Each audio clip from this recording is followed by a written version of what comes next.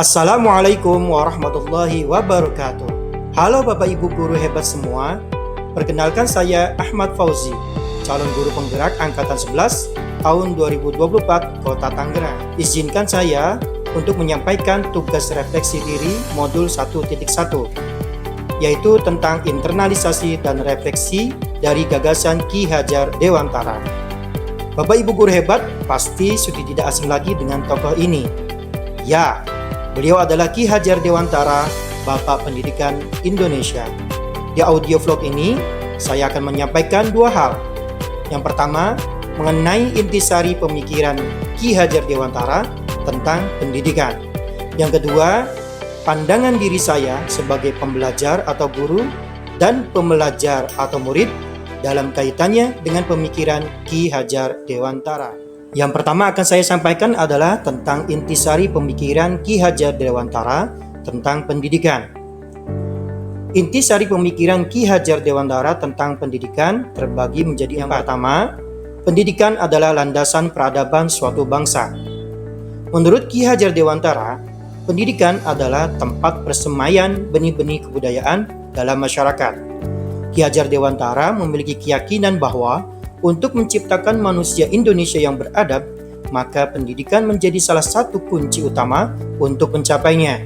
Pendidikan dan kebudayaan adalah satu kesatuan yang tidak dapat dipisahkan. Sehingga tujuan akhir dari pendidikan menurut Ki Hajar Dewantara adalah proses menuntun anak dalam mencapai keselamatan dan kebahagiaan yang setinggi-tingginya, baik sebagai seorang manusia maupun sebagai anggota masyarakat. Dan dalam proses menuntun tersebut, anak diberi kebebasan, namun pendidik sebagai pamong sekaligus agen perubahan dalam memberikan tuntunan dan arahan agar anak tidak kehilangan arah dan membahayakan dirinya sendiri. Seorang guru atau pamong dapat memberikan tuntunan atau teladan agar anak dapat menemukan kemerdekaannya dalam belajar. Intisari pemikiran Ki Hajar Dewantara yang kedua adalah tentang kodrat keadaan. Ki Hajar Dewantara mengingatkan kita sebagai pendidik harus mendidik anak sesuai dengan kodratnya, yaitu kodrat alam dan kodrat zaman. Artinya, cara belajar dan interaksi murid abad ke-21 tentu sangat berbeda dengan para murid di pertengahan dan akhir abad ke-20.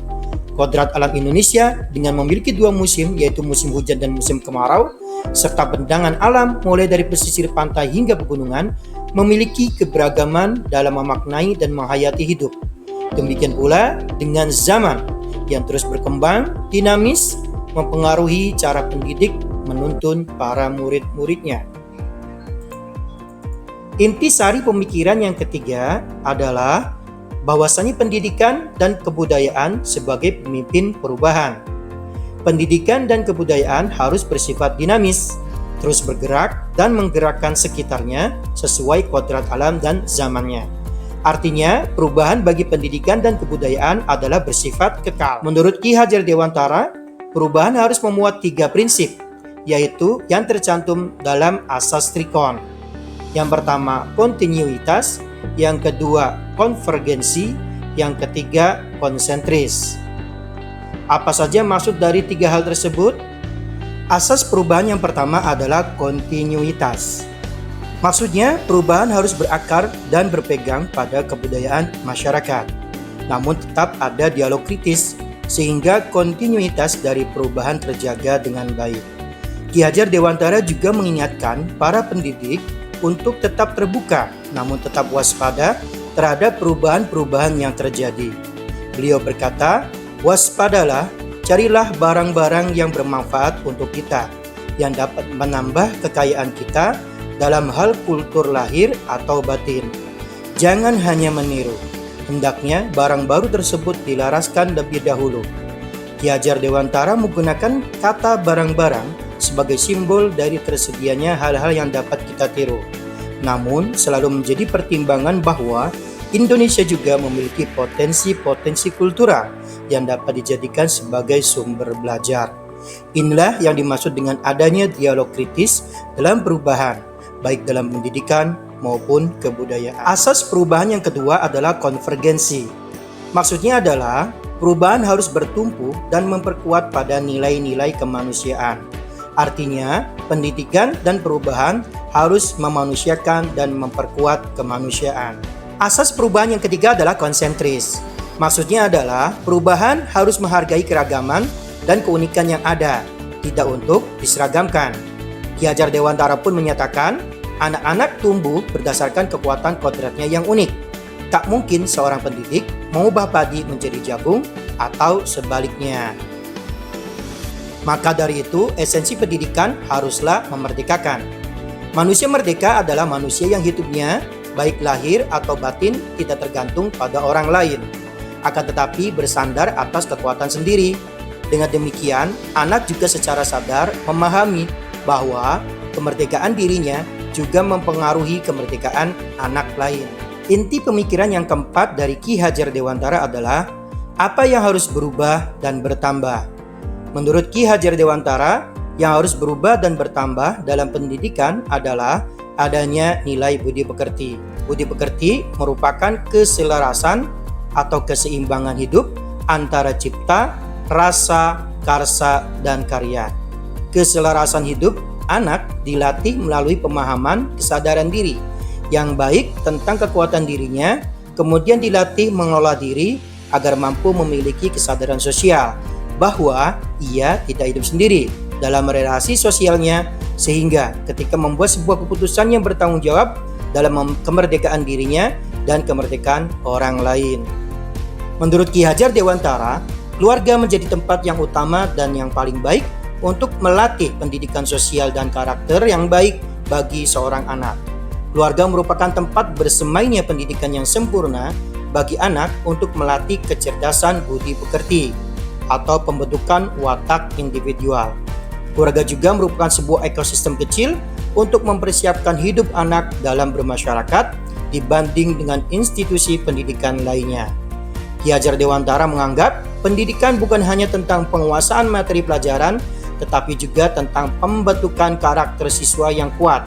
Pendidikan harus membantu siswa untuk berkembang secara holistik, baik dari segi kognitif, afektif, maupun psikomotorik.